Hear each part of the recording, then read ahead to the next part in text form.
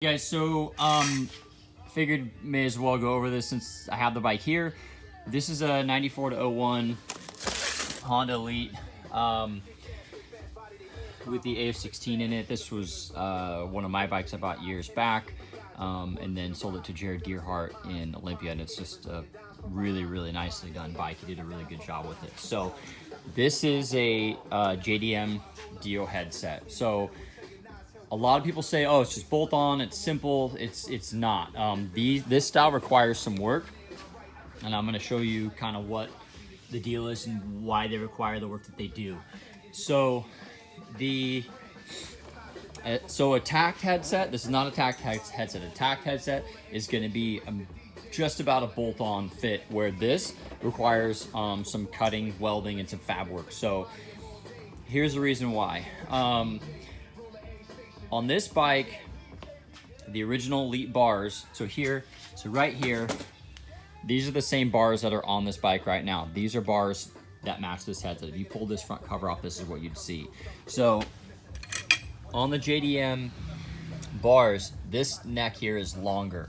So basically, if you were just to bolt this on your bike, this headset would be like, you'd have this like 3-inch gap or 2, I don't remember the exact number. It's been 3 years since I did this job, but you'd have this massive gap here because the Elite bars are more flat. The Elite bars, if you take Elite bars out, the spot where it actually butts up against the stem in the race, or I should say the tree in the race, is like way up here. So if you bolt this on, you can bolt it on, but it's gonna look really bad.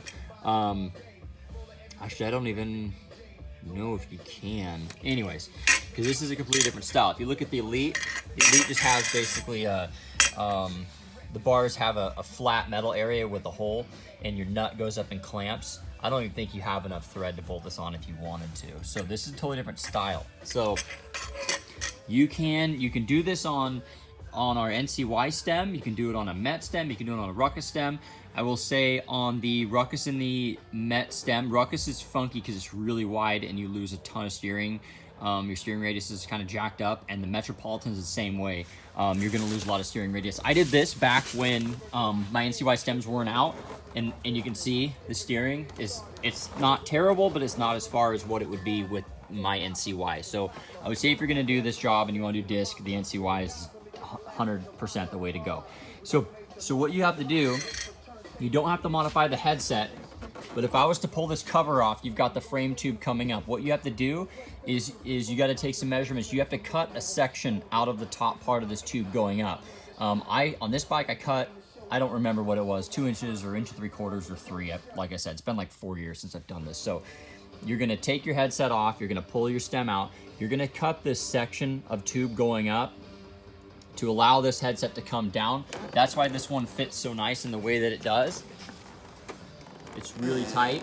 It's a nice clean fit because you cut that tube, you lower it down the amount to where this guy will just bolt on and drop in place.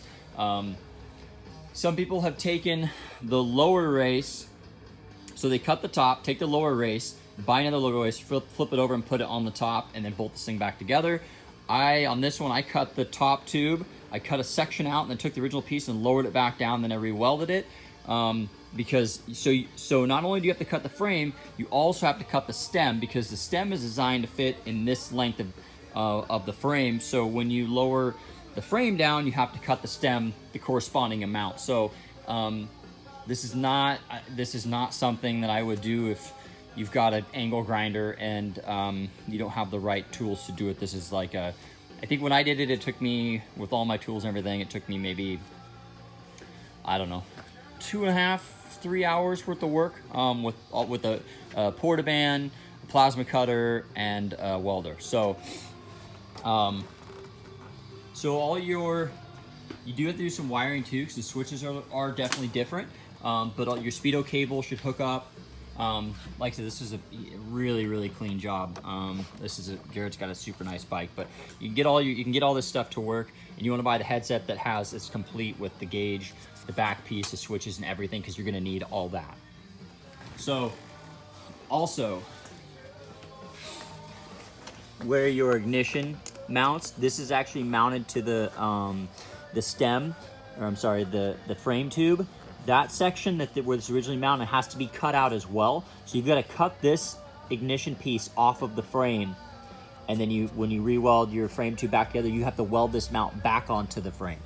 So again, if you're not proficient at doing fab work, it's not terrible, but if you're not familiar with it, take it somebody who is. But you have to cut the stem. So I tell people, choose the stem that you're going to be happiest with.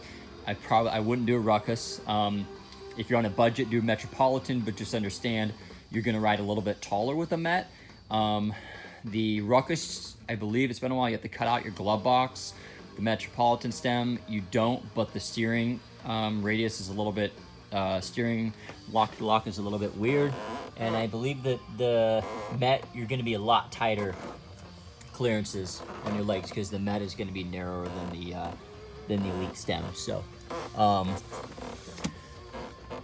anyways, so hopefully that helps explain how this works. The Honda Tact headset, this is not a Tact. The Tact headset is bolt on. It's really simple. That's a hour's worth of work, maybe hour and a half, and then you've got to do a little bit of wiring, change out some wiring stuff. But this JDM headset is a healthy amount of work. So hopefully that sheds some light on these headset swaps. I've got one here, over here somewhere. So that's going to Chris today, I believe. So just figured I would show you guys that while I have it out. You guys got any questions, let me know. Subscribe to the channel and make requests if you guys have any questions. Thanks.